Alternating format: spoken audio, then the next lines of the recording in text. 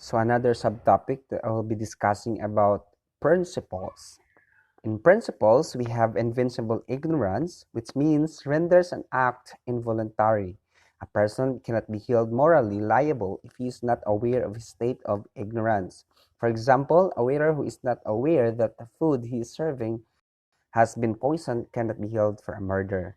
So a waiter who has no knowledge, is not aware, therefore when we say invincible ignorance, a person or an act committed by someone is not aware, who is not aware of something. So invincible ignorance.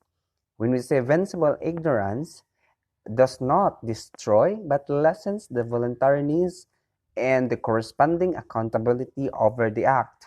A person who becomes aware of the state of ignorance he is in has the moral obligation to rectify it by exercising reasonable diligence in seeking needed information. So, if a person is aware of something, but of course he did not do it intentionally, but he has a brief or as a what we can respond a small knowledge of what he has done. Therefore, he have to rectify or to say reason out whatever things that he have done, or it is could be wrong or things which he has committed, good or bad. And the first example of that is a waiter who suspects that the food he is serving has been laced with poison has the moral obligation to ascertain the fact, or at least forewarn the guest about his suspension. So, if you are a guest, you are aware that the food that you are serving has poison, and if you did not forewarn them, those guests, and it's something might happen to them, you will be blamed for that. Therefore, you have the accountability, and you will be the one to ask an apology. And it could be you will be suspended for your work for what you had committed. So whatever we commit, there will be a consequences or an equal and opposite reaction. Next, affected ignorance. Through it, decreases voluntariness, increases the accountability of a resultant act, interferes with intellect, it decreases accountability. Refusing to rectify ignorance implies malice. The malice is greater when ignorance is used as an excuse for not doing the right thing. So, if, for example, a child who refuses to be guided by his parents has only himself to be blamed for his wrongdoings. So affected ignorance, so you will be affected of whatever uh, action that you have committed. Therefore, just like for example, a child who refuses to be guided by his parents has only himself to be blamed for his wrongdoing. So a child has a knowledge. A child is not, a child has a knowledge rather of what he is doing, but he is not obeying his parents, just despises the instruction or the guidance of his parents. Therefore, whatever happens to him, it could be bad or good, or whatever the consequences of what he has done, nobody will blame but himself. Next, passions or concupiscence. So this topic, we have the passion or concupiscence. So let us have first the meaning of these two words. So passions. Passion, it could be good or bad. It could be moral or immoral. And the good example for that is when you see a good passion. The good example is the passion of Christ.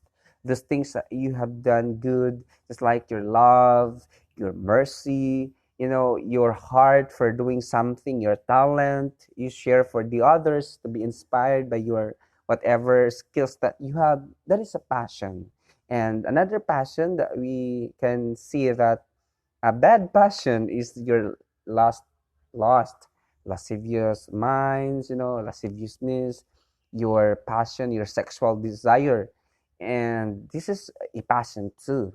And when we say the concupiscence, this words means in Tagalog or in Filipino word is um, kamunduhan or worldliness in other terms. So what has the world offer is something not all good.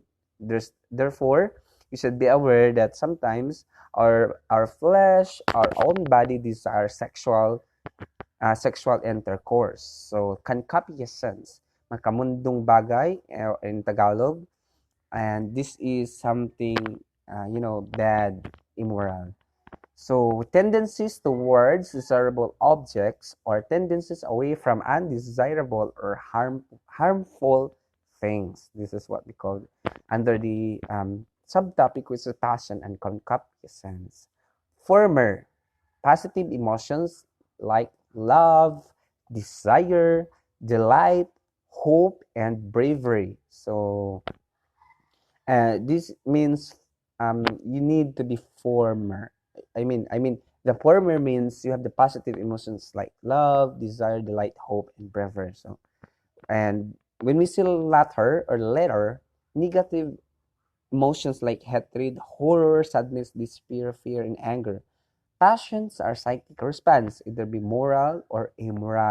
Passions are psychic response, either be moral or immoral. Passions are either antecedent or consequent. So, what do you mean by either moral or immoral? So, passion, what I've said a while ago, that it could be good or bad, it could be moral or immoral.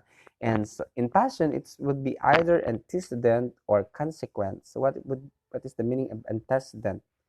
Antecedent are those that precede an act. It may happen that a person is emotionally aroused to perform an act. It's like, for example, lengthy phone calls to his sweetheart or plot to murder for a rival. So, what triggered the heart and the mind of a person is the lengthy calls to his sweetheart.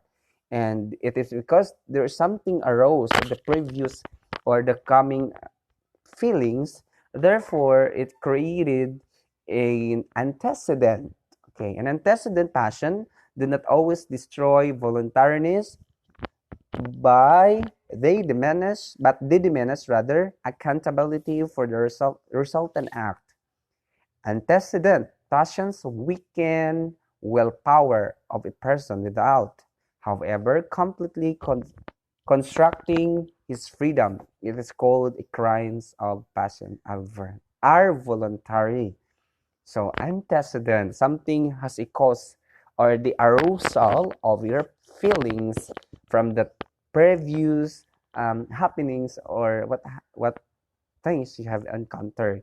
It's like what we have example here, the lengthy phone calls to a sweetheart or to plot the murder of a rival. Next, consequent passion are those are intentionally aroused and kept. So in our previous antecedent, it is aroused by something or a previous happenings. And when we say consequent passions are those are intentionally aroused and kept. So a young man may deliberately arouse himself by reading pornographic magazines.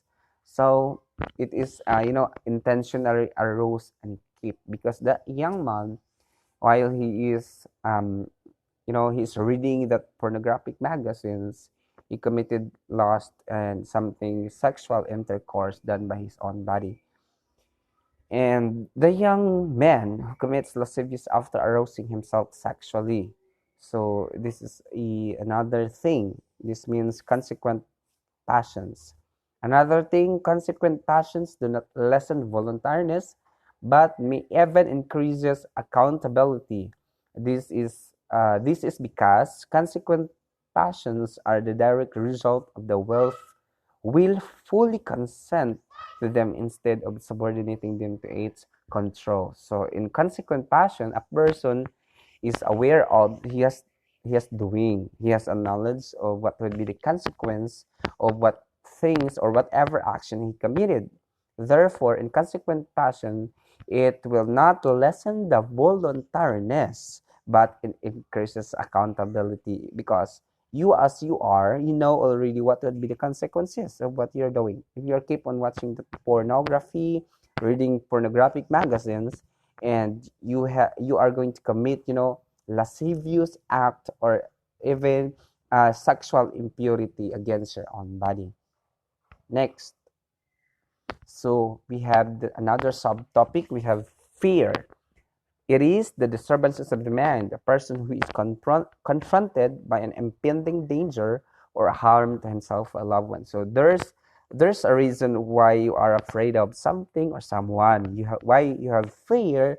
There is a cause of that. So fear is a disturbance in your mind, and it confronted by an impending danger or harm for himself or loved ones. So are examples for fear.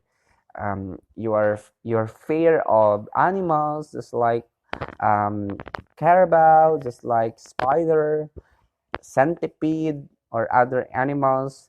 Another fear is you are afraid, or you have your fear that whatever happens to your grades, it may be failed in your specific subject areas. You're afraid of that. You have the fear to be scolded by your parents, and you have the fear of the Lord. This is very important thing, that you have to be fear the Lord above all, because he will not just kill your body but your spiritual being. Next, we have acts done with fear. So acts done with fear are voluntary. A person acting with fear is acting in spite of his fear and is in full control of himself. So, acts done with fear, you are doing something, at the same time, you are afraid. You have your fear of doing that, so. But it is in you to manage that, or you have to control your fear by yourself. Just like, for example, climbing a cliff. So in the oceans, in the beach, or in the rivers, there are those rocks formation, big rocks, and you are climbing on that cliff, and it's very dangerous because there are a lot of stones that are sharp. It's dangerous for you. And flying an airplane through a storm. Another example, driving for pearls, arresting a notorious killer.